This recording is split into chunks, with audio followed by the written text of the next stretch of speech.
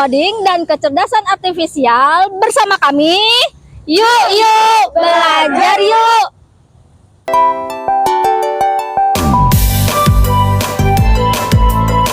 Wah, ternyata kecerdasan artifisial itu memiliki keterbatasan loh. Apa aja sih keterbatasannya? Pertama, kecerdasan artifisial tidak mampu untuk memiliki kreativitas sejati, perasaan, dan pemahaman yang kontekstual.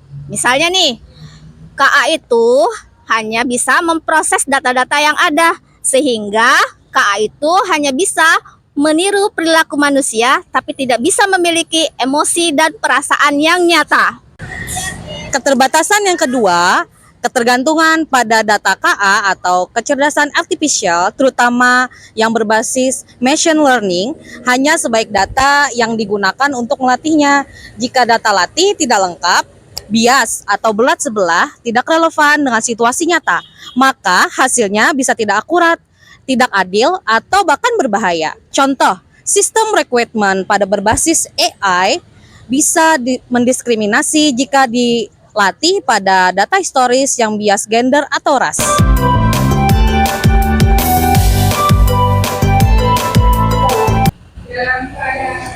Dampak keterbatasan kecerdasan artifisial.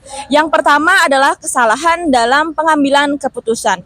Karena KA tidak memahami konteks ataupun emosi, sehingga bisa terjadi kesalahan saat memberi rekomendasi atau keputusan, terutama di bidang penting seperti kesehatan dan juga hukum serta keuangan. Dampaknya itu dapat merugikan individu ataupun kelompok tertentu. Yang kedua, bias dan ketidakadilan sosial. Jika data pelatihan mengandung bias, maka KA akan memproduksi bahkan memperkuat diskriminasi terhadap ras, gender, usia, atau kelompok tertentu. Dampaknya, KA menjadi alat yang tidak adil dan berpotensi memperburuk kesenjangan sosial. Yang ketiga, ketergantungan berlebihan pada teknologi. Masyarakat yang terlalu bergantung pada KA bisa menjadi kurang kritis, kehilangan keterampilan berpikir, atau kurang mampu mengambil keputusan sendiri. Dampaknya, menurunnya kemampuan manusia untuk mengevaluasi secara mandiri, terutama pada anak-anak dan pelajar. Yang keempat, kehilangan privasi dan penyalahgunaan data. Kecerdasan artifisial sering memerlukan data besar untuk bekerja dengan baik. Jika tidak diatur, hal ini dapat menyebabkan pelanggaran privasi, penyalahgunaan data pribadi, dan adapun dampaknya, masyarakat menjadi rentan terhadap manipulasi atau pengawasan tanpa izin.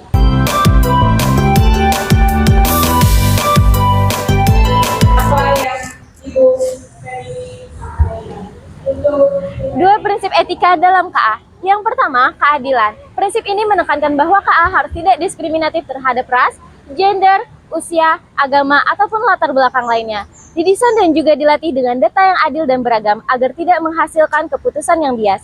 Tujuannya, agar KA memberikan manfaat secara adil bagi semua orang tanpa merugikan kelompok tertentu. Prinsip etika dalam KA yang kedua adalah transparansi. Prinsip ini mengharuskan sistem mudah dipahami cara kerjanya oleh pengguna. Yang kedua, menjelaskan mengapa dan bagaimana keputusan diambil oleh sistem AI. Yang ketiga, memberikan akses terhadap informasi jika diperlukan audit dan atau evaluasi. Tujuan dari prinsip transparansi yaitu agar pengguna bisa mempercayai dan mengawasi sistem AI dengan lebih baik.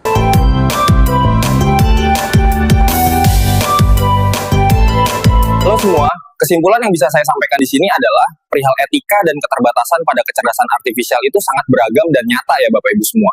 Kecerdasan artifisial menawarkan berbagai manfaat dalam berbagai bidang, namun penggunaannya harus dibatasi oleh prinsip etika untuk mencegah dampak negatif.